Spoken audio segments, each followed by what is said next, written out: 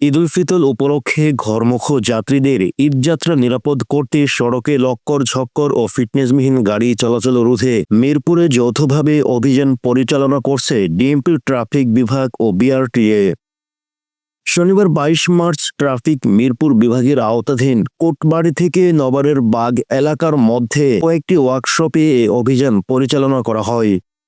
ডিএমপির media and public relations বিভাগের উপকমিশনার DC Mohammad Talibur Rahman বলেন, অভিযান পরিচালনাকালে মিরপুর এলাকায় ৫টি ওয়ার্কশপ পরিদর্শন করেন তিনি। বিভিন্ন ত্রুটি বিচ্যুতি শনাক্ত করে তাদের সতর্ক করে দেওয়া হয়।